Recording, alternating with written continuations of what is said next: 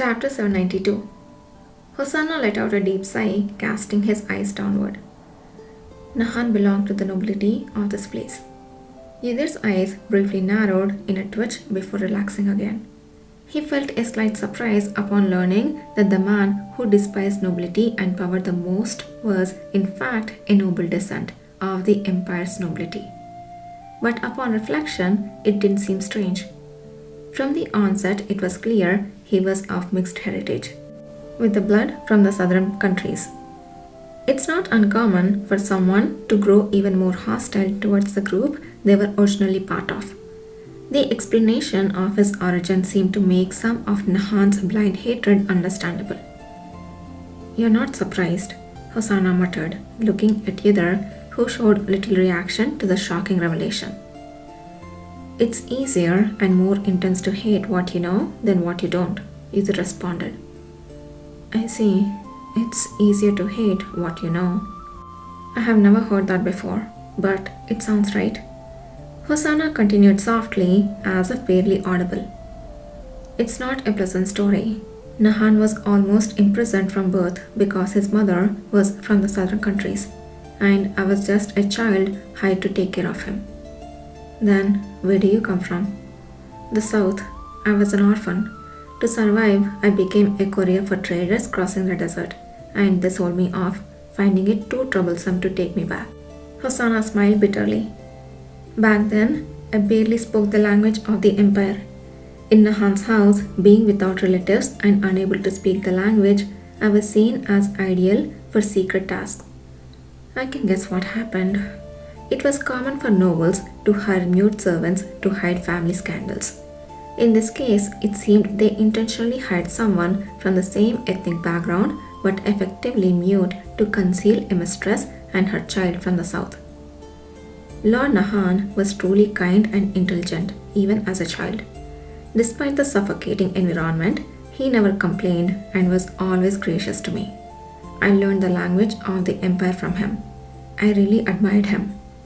Hosanna seemed unaware that his reference to Nahan had shifted to a more respectful form.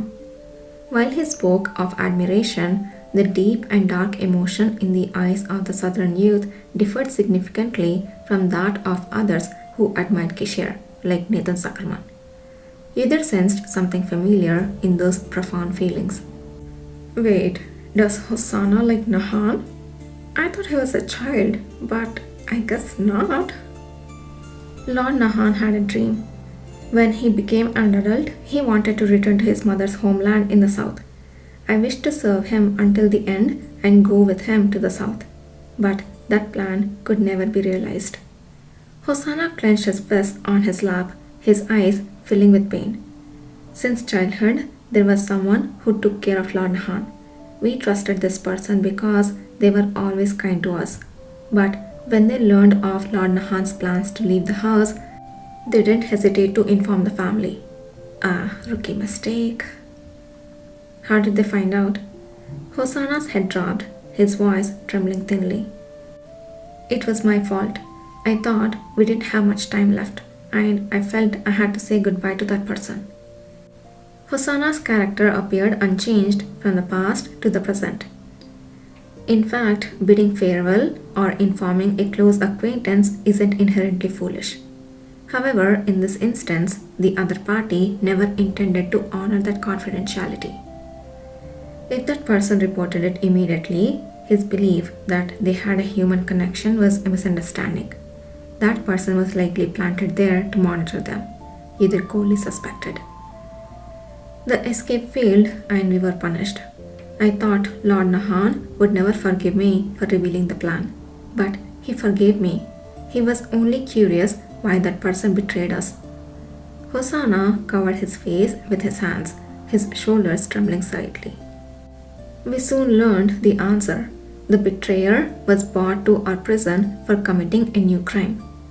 They said they were also a bastard of the same house, sent to watch us and seize any opportunity to rise by betraying us. A betrayer's reward for their deed was usually not advancement but punishment.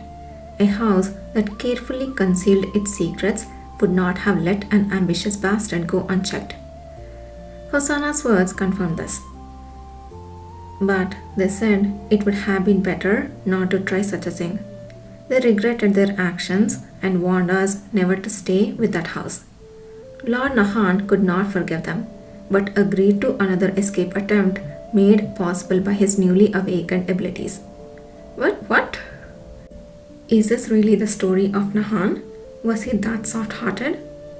My question too. Oh my gosh, was he like super freaking naive and got betrayed, then he just took on this villain role? I feel kind of frustrated. Trusting the same person twice after being betrayed once was not just naive. Had it been someone close to Yidr, he would have hit him on the back of the head and told him to come to his senses. Yidr couldn't imagine Nahan being so forgiving. He's lucky if forgiveness didn't drive him mad. According to Hosanna, while imprisoned, Nahan awakened his illusionary abilities. They planned to use this for their escape. The plan was simple: use the illusion to fake a fire and escape in the chaos when the guards fled. At first, it seemed to work, but before we completely escaped, we realized we were betrayed again. Seriously? Their plan was exposed again due to the betrayer who had promised to escape with them. We were caught and Lord Nahan was punished by having half his face burned. Then they left us in a truly burning house. Who is this house exactly? Why are they torturing innocent children? The logic was clear. Better to erase a scandal as an accident than risk exposure. It doesn't still make sense. But you survived, so you must have escaped. I awakened my powers, Hosanna said with a low and sad laugh. I had been searching for a way to escape, and in that moment, my power emerged. If only it had come a day earlier. Among the awakeners, some feared and regretted their newfound abilities, wishing to return to the previous selves. But Hosanna's case wasn't unique. Yidr had encountered countless such individuals in his past life. Typically, those like Hosanna, who spoke similarly, tended to use their abilities without sparing anything. This approach often led to rapid growth in their abilities, but because they did not spare their bodies, many of them had short lifespans. Yet Lord Nahan, he wanted to save that person. Let me talk to Nahan for a second.